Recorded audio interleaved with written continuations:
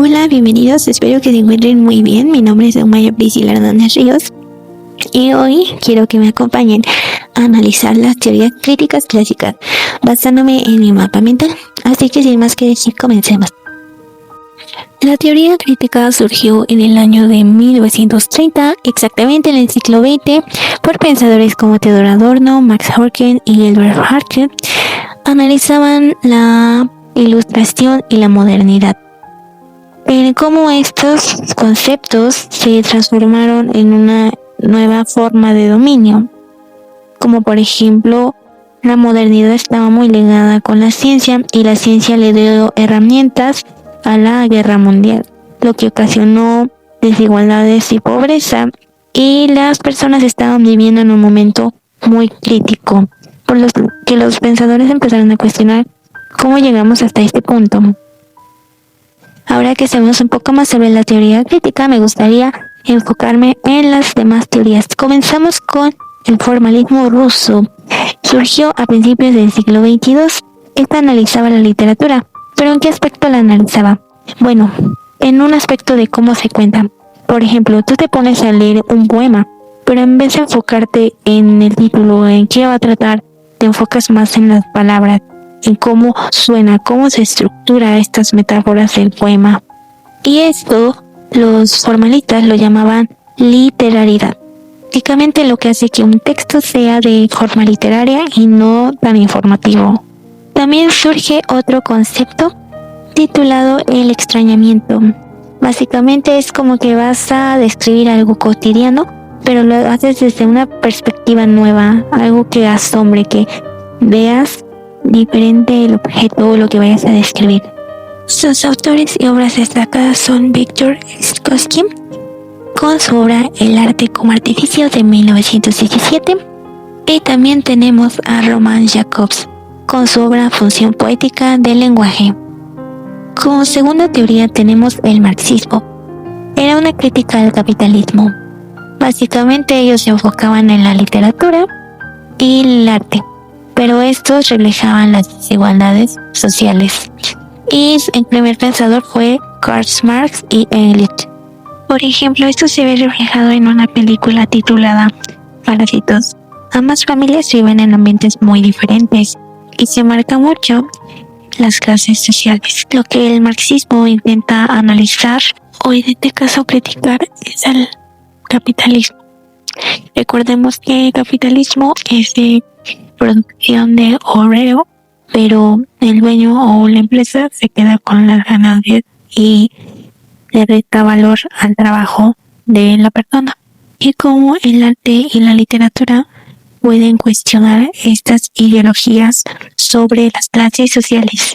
Como primer autor tenemos a Karl Marx con su obra El Capital de 1867. También tenemos a Friedrich Engels sobre la situación de las clases obreras en Inglaterra en 1845.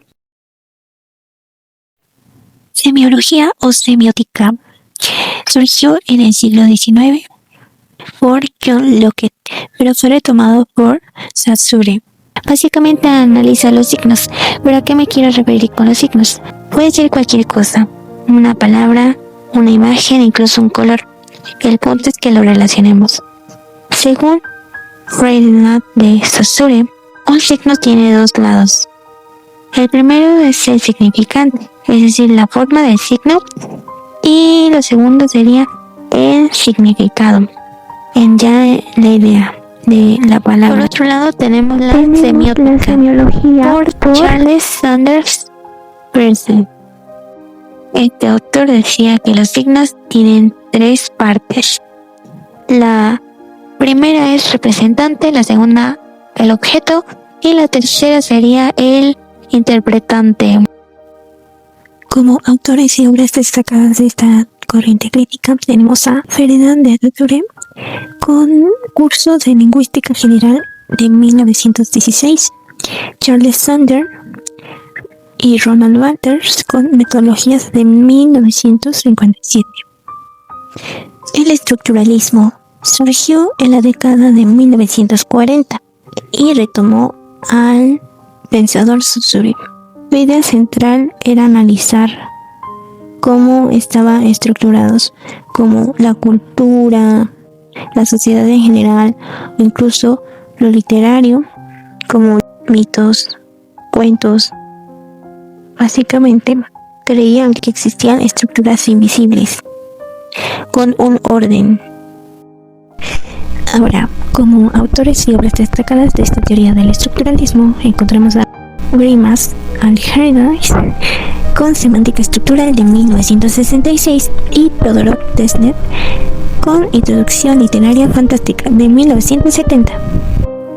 Y por último tenemos al postestructuralismo. Esta teoría básicamente es una crítica al estructuralismo. Nació en la década de 1960 en el siglo XXII. Dice que no todo es con estructuras, es más libre con los conceptos, dependiendo de el significado según cambia el quien lo lea o cuándo, dónde, dependiendo los múltiples contextos. Es decir, impacta más en cómo el lector lo percibe. Autores y obras destacadas en el postestructuralismo. Como primer autor encontramos a Derrida Jenkins con su obra Gramatología de 1967, a Michel Foucault con Las palabras y cosas en 1966 y por último a Roland Barthes, La muerte del autor en 1867.